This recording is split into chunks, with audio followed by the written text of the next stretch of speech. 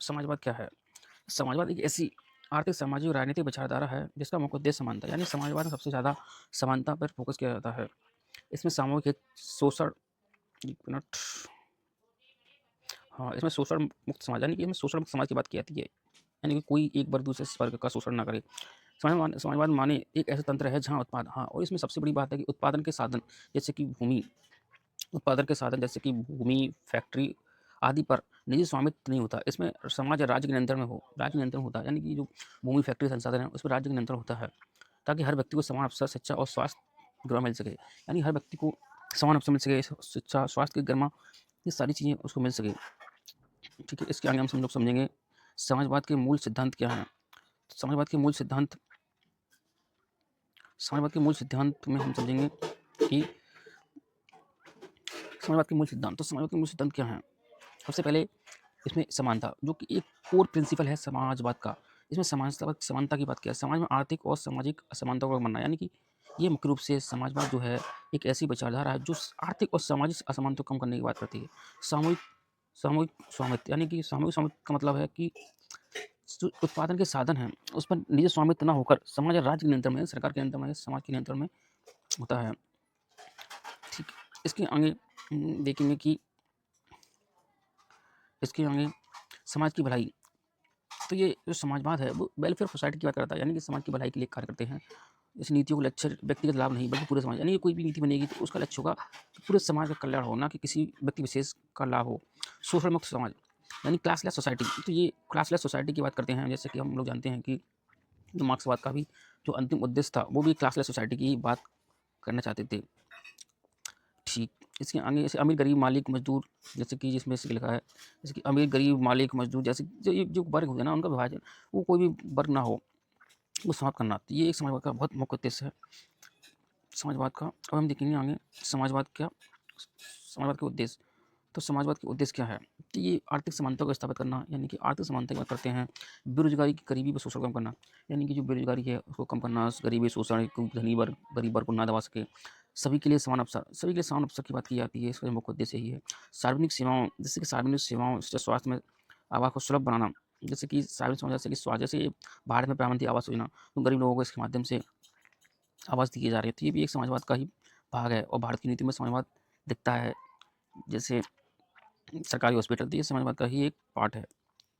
अब समाजवाद की विशेषताएं, तो समाजवाद की विशेषताएं हम देखेंगे क्या क्या विशेषताएं हैं। तो राज्य की भूमिका, तो समाजवाद में राज्य की भूमिका महत्वपूर्ण होती है।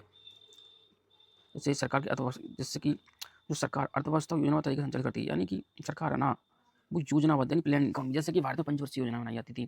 तो ये एक समाजवाद का ही एक रूप था। सरकार ये सब डिसाइड करती है क्या करना है, क्या कितना प्रोडक्शन हुआ, ये सारी चीज़ें सरकार के नियंत्रण में रहती हैं।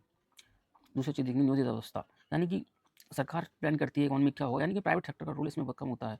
तो एक प्लान इकोनॉमी होती है, जैसे कि भारत 1991 से पहले भारत में एक प्लान इकोनॉमी का बहुत ज़्यादा वर्चस्व था, जैसे जिसमें कि हम पंचवर्षीय योजना के रूप में देख सकते हैं, जो कि योजना आयोग, नीति आयोग के आने के बाद समाप्त कर दिया गया। अब इस जैसे पंचवर्षीय आयोग इसमें लिखा भी है, इसमें पंचवर्षीय योजना आयोग लाभ नहीं, तो इसका जो मुख्य उद्देश्य होता है वो समाजवाद का मुख्य उद्देश्य लाभ नहीं होता है। इसमें सेवा, यानी कि किसी मुनाफे, यानी कि सरकार कर रही है तो वो किसी लाभ के लिए प्रोडक्शन नहीं कर रही है, बल्कि जनता की भलाई के लिए। सामाजिक सुरक्षा यानी सोशल सिक्योरिटी, जैसे कि भत्ता, बेरोजगारी भत्ता, स्वास्थ्य बीमा कार्यक्रम, जैसे कि कार्ड आयुष्मान कार्ड, तो ये क्या है, एक सामाजिक सुरक्षा है। तो ये आयुष्मान कार्ड है या फिर प्रधानमंत्री उज्ज्वला योजना है, तो ये सारी चीज़ें समाजवाद का ही भाग हैं और जो भारत की कहीं न कहीं नीति में दिखाई देता है। अब हम जानेंगे समाजवाद के प्रकार। तो समाजवाद के प्रकार, सबसे पहले लोकतांत्रिक समाजवाद, यानी कि लोकतंत्र के माध्यम से समाजवाद लाया जाएगा। और भारत में जो समाजवाद दिखता है वो है लोकतांत्रिक समाजवाद, जैसे चुनाव, लोकतंत्र, व्यक्ति स्वतंत्रता के साथ समाजवाद। यानी कि ऐसा नहीं है कि समाजवाद को स्थापित करने के लिए किसी की स्वतंत्रता को दबा दिया जाए, स्वतंत्रता हनन किया जाए, यानी कि समाजवाद लाएंगे लेकिन वो लोकतंत्र के माध्यम से लाया जाएगा। इस तरह का मॉडल भारत में पाया जाता है, जिसमें चुनाव, लोकतंत्र, व्यक्तिगत स्वतंत्रता के साथ समाजवाद। और भारत में उदाहरण के लिए लिखा भी है, भारत का समाजवाद संविधान की नीति निर्देश तत्वों पर लिखित होता है। यानी कि भारत में जो समाजवाद है वो डीपीएसपी तत्वों में दिखाई देता है, जैसे कि डीपीएसपी तत्वों में आर्टिकल समान कार्य के लिए, आर्टिकल 39 समान कार्य के लिए समान वेतन। ये समाजवाद का ही एक अंग है। वैज्ञानिक समाजवाद, ये मार्क्स का समाजवाद है, जिसमें मार्क्स ने वर्ग संघर्ष के बाद एक वर्गीय समाज की स्थापना की बात कही, यानी कि एक वर्गीय समाज जहाँ की कोई गरीबी अमीरी कोई वर्ग ना हो, एक वर्गीय समाज जो कि मार्क्स का अंतिम उद्देश्य था। एक यूटोपियन समाजवाद है। यूटोपियन समाजवाद से एक ये आदर्श समाज की स्थापना करना चाहते थे, जो कि शुरुआती समाजवादी थे वो इस तरह का समाजवाद बनाना चाहते थे। हम जानेंगे इसमें समाजवाद के लाभ, समाजवाद के क्या लाभ है। तो ये आर्थिक समानता की बात करते हैं, जैसे गरीब और अमीर के बीच खाई कम होती है। सामाजिक न्याय की बात करते हैं, यानी सोशल जस्टिस से गरीब लोगों को भी मुख्यधारा में आने का मौका मिलता है। हर नागरिक को मूलभूत सुविधाएं, जैसे कि हर नागरिक को शिक्षा, स्वास्थ्य जैसी मूलभूत सुविधाएं प्राप्त हो सकें। और इसी को हम आयुष्मान भारत या फिर आर्टिकल 21 में हम देखते हैं कि कक्षा 6 तक के 6 से 14 साल के बच्चों को मुफ्त में शिक्षा प्रोवाइड कराना, गरीबी बेरोजगारी में कमी करना। तो ये इसके खिलाफ हैं। अब इसकी देखेंगे आलोचनाएँ। तो कहीं न कहीं समाजवाद के आलोचना हम देखेंगे, जिससे कहीं न कहीं निजी स्वतंत्रता सीमित होती है, क्योंकि समाजवाद के द्वारा राज्य का नियंत्रण बढ़ जाता है, इसलिए इसमें निजी स्वतंत्रता कहीं न कहीं प्रभावित होती है। प्रतिस्पर्धा में कमी, क्योंकि समाजवाद में हर चीज़ सरकार प्रोडक्शन वगैरह सारी चीज़ें करती है, तो कहीं न कहीं इसमें प्रतिस्पर्धा कम होती है, जिससे कि नवाचार को बढ़ावा नहीं मिल पाता।